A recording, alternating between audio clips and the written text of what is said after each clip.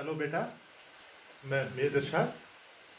आज हम class 11th के लिए जो चैप्टर हम पढ़ रहे हैं सिंपल हार्मोनिक मोशन।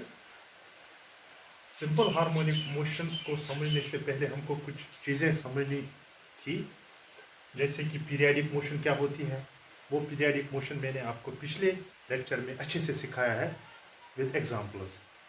अब जो पीरियाडिक मोशन के बाद हमें दूसरा टॉपिक जो पढ़ना है, जो कि सिंपल हार्मोनिक मोशन के लिए बहुत ज़्यादा ज़रूरी है, वो है ऑसिलेटरी मोशन। तो आज हम ऑसिलेटरी मोशन को समझने की कोशिश करेंगे। तो बेटा ये क्लास 11th के लिए फिजिक्स। तो ऑसिलेटरी मोशन क्या होता है? सबसे पहले मैं आपको ऑसिलेटरी मोशन की डेफिनेशन दिखाऊंगा। तो क्या है oscillatory motion? It is a type of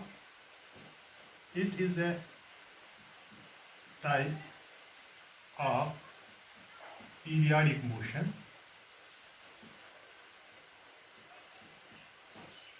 in which the particle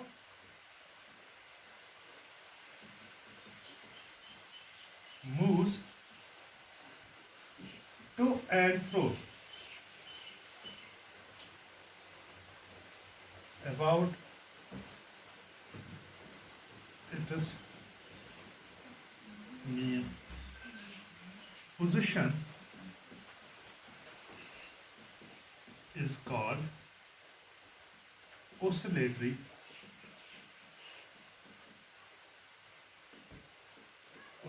motion।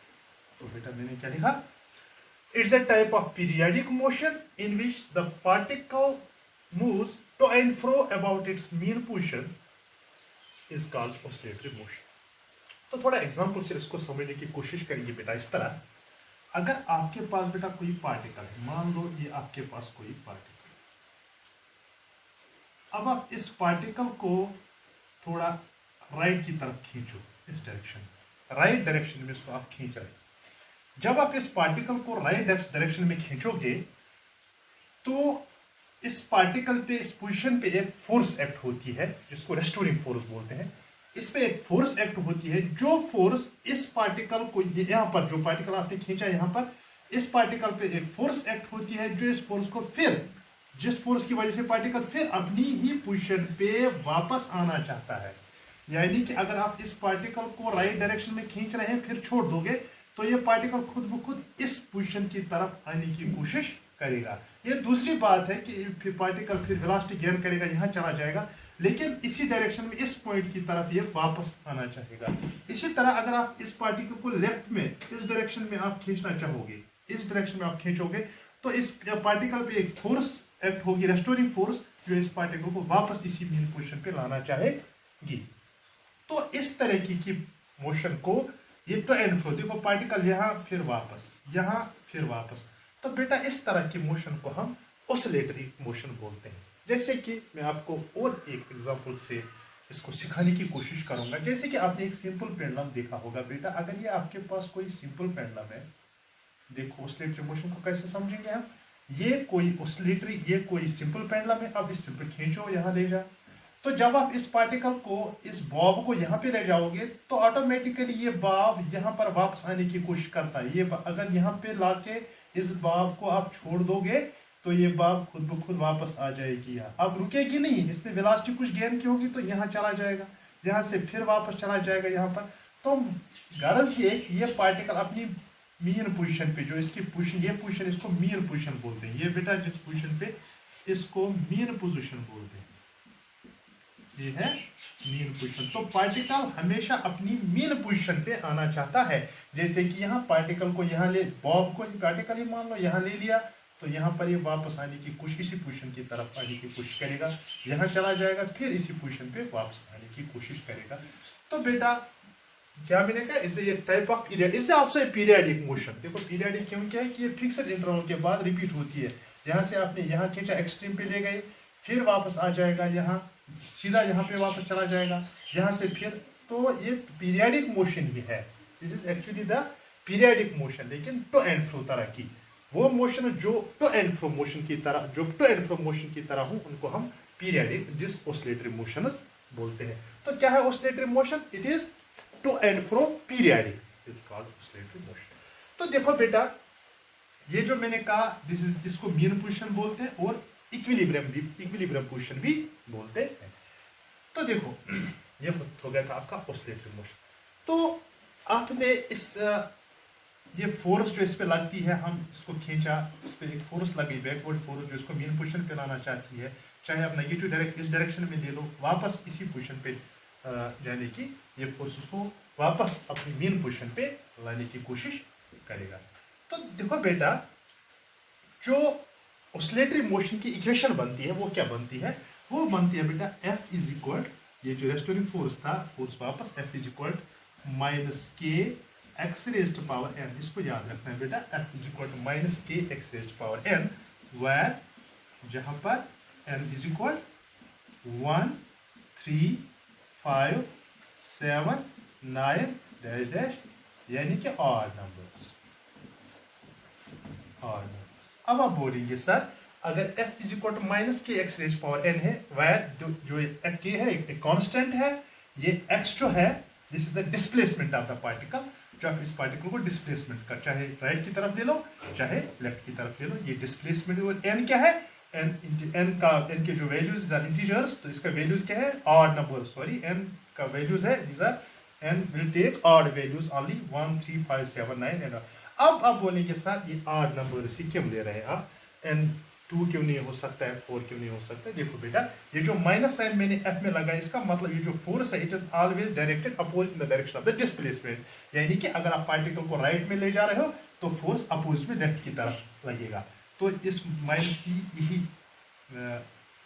वजह है, जो ये f है ये हमेशा नेगेटिव डायरेक्शन में, नेगेटिव नहीं, in the opposite direction of the displacement, displacement right force left, displacement left force right में लगेगी। तो अब ये 1 3 5 के लिए देखो बेटा, अगर मैं एक केस ले रहा हूं, suppose f is equal minus के एक्स रेज्ड पावर 3 मान के चलता हूं मैंने एक ये n के बदले मैंने 3 लगा लिया, f इज इक्वल माइनस के एक्स रेज्ड पावर 3। देखो बेटा, अगर आप x को, अब इफ x इज पॉजिटिव, अगर आप x को पॉजिटिव मानते हो, x की वैल्यू पॉजिटिव मान लो, अगर आपने पॉजिटिव डिस्प्लेसमेंट, x पॉजिटिव है, यानी कि अगर आप x को पॉजिटिव डायरेक्शन में ले जा रहे हो, कुछ इस डायरेक्शन में पॉजिटिव डायरेक्शन में ले जा रहे हो, x इज पॉजिटिव, अगर x की वैल्यू पॉजिटिव हो गई तो पॉजिटिव का क्यूब जो होता है, पॉजिटिव को किसी भी ऑड नंबर से आप ये कर दो, अगर वो पॉजिटिव ही आ जाएगा, तो ये पॉजिटिव आ जाएगा तो f is equal to negative, तो जो फोर्स होगा वो क्या होगा बेटा? नेगेटिव, तो फोर्स आपका नेगेटिव आएगा। इसका मतलब ये हो गया, अगर आप x को पॉजिटिव डायरेक्शन में ले जा रहे हो तो फोर्स नेगेटिव डायरेक्शन में लगेगा। लाइकवाइज अगर आप x को अगर आपका x नेगेटिव है, यानी कि अगर आप डिस्प्लेसमेंट को नेगेटिव मान रहे हैं, पार्टिकल को आप लेफ्ट डायरेक्शन में ले जा रहे हैं, इस पार्टिकल को इस डायरेक्शन में ले जा रहे हैं लेफ्ट की तरफ, यानी कि नेगेटिव डायरेक्शन है, तो आपका f क्या बनेगा? f आपका पॉजिटिव बनेगा। पॉजिटिव मतलब ये पॉजिटिव डायरेक्शन की तरफ फोर्स जो है रेस्टोरिंग फोर्स, वो पॉजिटिव डायरेक्शन में एक्ट करेगा। इस डायरेक्शन में आपने ले लिया डिस्प्लेसमेंट, तो फोर्स इस डायरेक्शन में लगेगी, इस मेन पोजीशन की तरफ लगेगी, तो फोर्स पॉजिटिव होगा। मान लो अगर आपका x, ये मान लो आप x है, ये x, तो जो फोर्स ये x डिस्प्लेसमेंट, तो फोर्स इस डायरेक्शन में, अगर आपका x इस डायरेक्शन में है तो फोर्स इस डायरेक्शन में लगेगी, इस डायरेक्शन में। तो बेटा देखो यहाँ पर इंपॉर्टेंट वेयर जो x है, x इज डिस्प्लेसमेंट जो है, it's always measured from the mean, जो डिस्प्लेसमेंट है इसको याद रखना है, डिस्प्लेसमेंट जो है बेटा is always measured from mean position। आपको डिस्प्लेसमेंट को मीन पोजीशन से ही मेजर करना है। अगर आपको यहाँ पर तो इसी मीन पोजीशन से आपको डिस्प्लेसमेंट मेजर करना है, अगर यहाँ इसी मीन पोजीशन से आपको डिस्प्लेसमेंट मेजर करना है। तो बेटा ये क्या, x positive f negative, x negative f positive, तो बेटा ये आपका हो गया क्या, ये ऑसिलेशन। अब देखो एक बात इसी पे खत्म करते हैं। तो बेटा अब आप मुझे ये बताइए, आपको ऑसिलेटरी मोशन आप समझ में आ गया होगा, ऑसिलेटरी मोशन क्या है। अब मुझे ये बताइए, क्या तमाम पीरियडिक मोशन जो है वो ऑसिलेटरी मोशन होती है? Do all periodic motions are oscillatory? क्या तमाम periodic, do all periodic motions,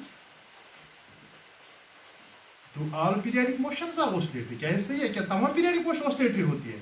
मेरा कहना है नो, नहीं, तमाम periodic motion oscillatory बेटा नहीं होती है, क्योंकि periodic motion कुछ भी हो सकती है. The motion of the earth around the sun, that is a periodic motion, but not an oscillatory motion. वो सर्कल में घूम रही है. अब periodic motion to and fro है. अच्छा क्या बेटा? Do all oscillatory motions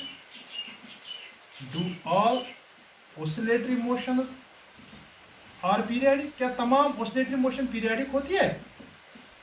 मैं कहता हूं यस, हाँ, तमाम oscillatory motions periodic होती है. तो बेटा वीडियो को छोटा बनाना है. तो ये आपका oscillatory motion था.